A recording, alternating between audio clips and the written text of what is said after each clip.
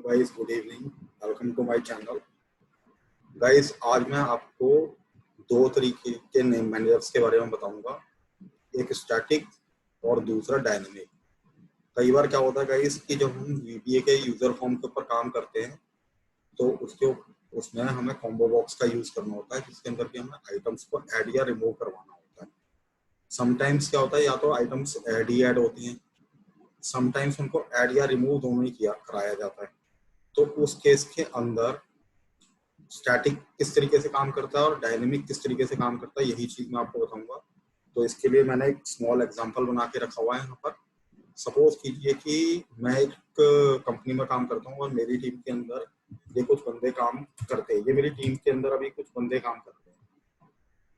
अब real time अगर scenario की बात करी जाए तो इनमें से या तो मेरी टीम में कोई नया बंदा आ भी सकता है या फिर इनमें से कोई बंदा छोड़ भी सकता है कंपनी को। तो दोनों ही सिनेरियो देखते हैं। तो ये वाला जो केस है इसको मैं ले लेता हूँ डायनेमिक के केस के अंदर, और जो दूसरा है तो इसके आगे मैं लिख देता हूँ स्टैटिक, और जो दूसरा केस रहेगा ये मेरा डायनेमिक के लिए रहेगा।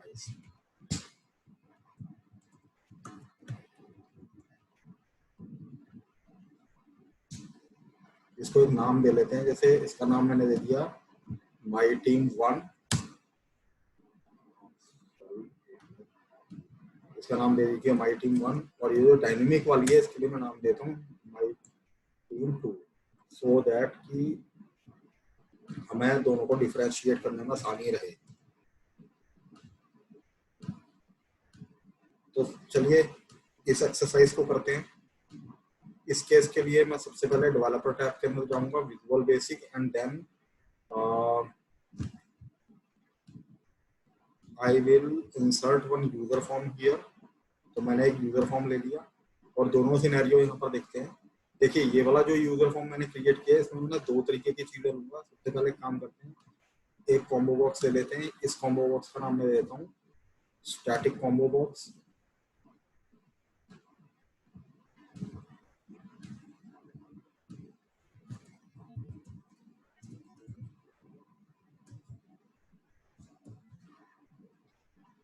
और एक और ले लेते हैं जिसको मैं आपको डायनेमिक के रूप में शो करके दिखाऊंगा।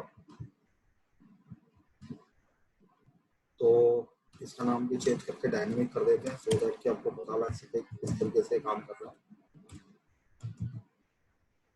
चलिए जी, अब अगर जब मैंने ये दोनों चीजें क्रिएट कर दी हैं तो इसके ऊपर अब आइटम ऐड करवाने की जब भी बात आती है तो देखिए हमारे पास दो तीन तरीके होते हैं। वैसे तो एक ऐड आइटम मेथड होता है, वो ऐड आइटम मेथड भी मैं आपको अपनी दूसरी वीडियो में शो करके दिखाऊंगा।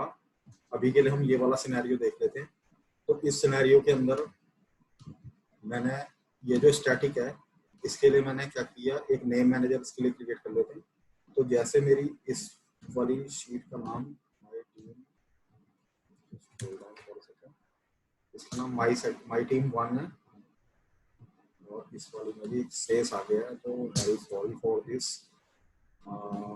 चलिए जी, तो मैंने क्या किया, इसका पूरा नाम ले लिया माई टीम 1, और जो भी मेरी रेंज है इस रेंज को सिलेक्ट करके अगर मैं नेमिंग के अंदर जाके इस चीज को ऐसे रख के एंटर करता हूँ तो मेरी इस रेंज का नाम माई टीम 1 हो गया।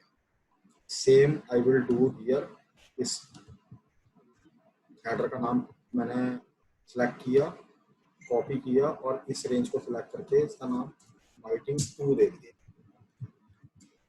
चलिए अब एक काम करते हैं, जो माई टीम 1 है इसको मैंने इसका हेडर मैंने कॉपी किया और वापस से अपने यूजर फॉर्म में गया स्टैटिक के अंदर। इसकी प्रॉपर्टीज के अंदर जाने के बाद अगर आप ये जो रो सोर्स आता है इसके अंदर आप काफी मतलब इस तरीके से आपकी ये प्रॉपर्टी नजर आती है। इसमें आप नीचे आएंगे तो ये अल्फाबेटिकल ऑर्डर में होता है, तो आर पे आ जाइएगा। आप आर पे आते हैं तो आर पे आते ही आपको रो सोर्स नजर आएगा। रो सोर्स के अंदर इस चीज को रख दीजिए। अगर आपने जैसे इसके अंदर रखा और इसको चेक किया तो ये जो आइटम्स इसके अंदर जो भी ये नेम्स हैं इसके अंदर हाईलाइट होने स्टार्ट हो जाएंगे। अब सिनेरियो के ऊपर आते हैं।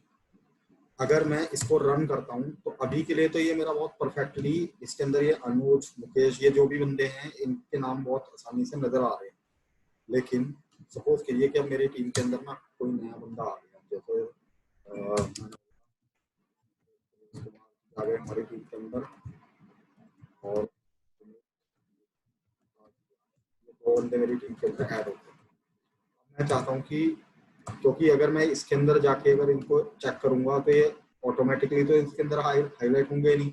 इसके लिए मुझे क्या करना होगा, रियल टाइम वर्ल्ड की बात करते हैं, तो मुझे वापस से जाके जहां पर भी मेरा नेम मैनेजर मेरे इस फॉर्मूलाज में नेम मैनेजर होता है, इसके अंदर क्रिएट हुआ होता है। देखिए माई टीम 1 माई टीम 2, तो ये इसके अंदर ऑलरेडी एक दो आइटम 1 आइटम 2 के नाम से बने हुए, इनको मैं हटाए। तो अगर मैं माई टीम 1 की बात करूं तो देखिए इसकी जो रेंज है शीट 1 के अंदर मेरी D2 से D6 तक की। अगर आप D2 की बात करें तो यहाँ पर अनुज है, और D6 पे मेरी अरुणिमा है, यानी प्रिंस कुमार और सुमित गुप्ता मेरे D9 तक की रेंज तक की आ गए।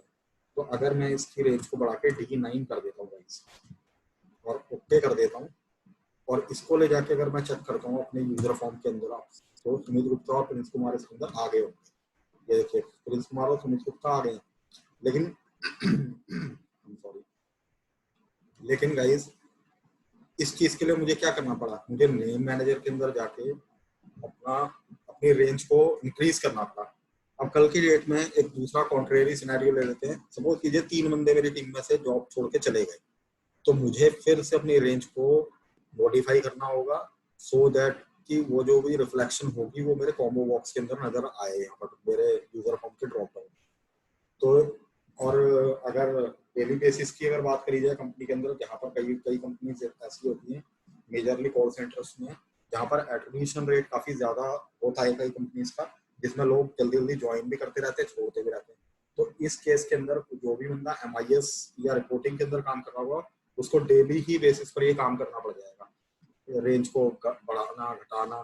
तो इस चीज को डायनेमिकली किस तरीके से किया जाएगा, देखिए डायनेमिकली का मतलब तो ये हो गया कि मैं मतलब जहां तक की रेंज की बात करूंगा तो रेंज को छेड़ना मतलब आगे कम करना या ज्यादा नहीं है।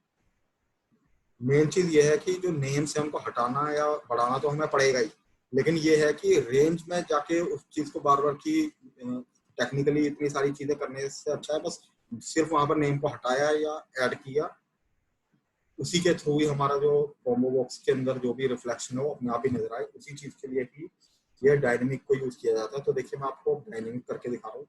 तो डायनेमिक के केस के अंदर गाइस हम क्या करेंगे, देखिए मैंने इसके लिए एक नेम मैनेजर पहले से क्रिएट करके रखा हुआ है जो कि आइटम 2 है, और इसके अंदर भी जो मेरी रेफरेंस है वो अभी स्टैटिक है I2 से लेकर I6 तक की। मैं स्टैटिक को डायनेमिक बनाना चाहता हूँ, तो इसके लिए आप लोग क्या करेंगे, यहाँ पर एक फॉर्मूला यूज करेंगे ऑफसेट का।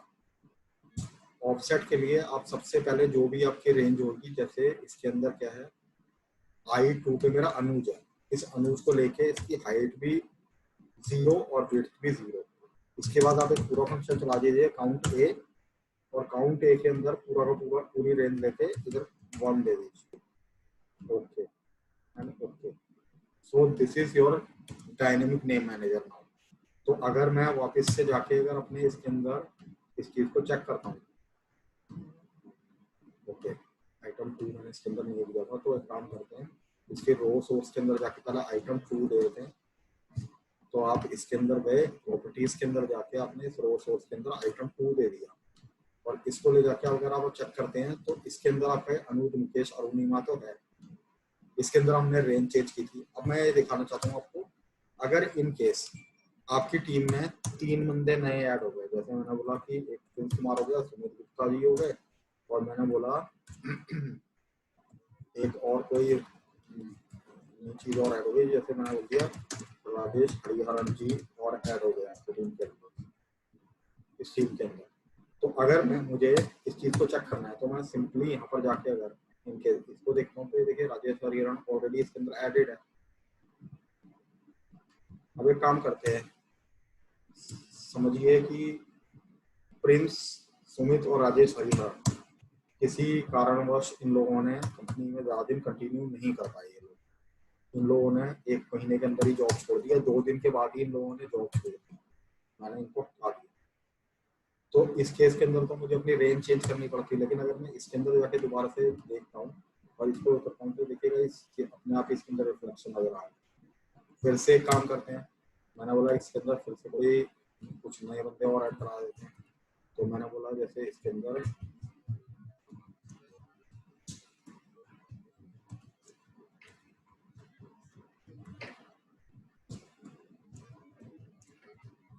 ये कुछ नए बंदे और ऐड हो गए।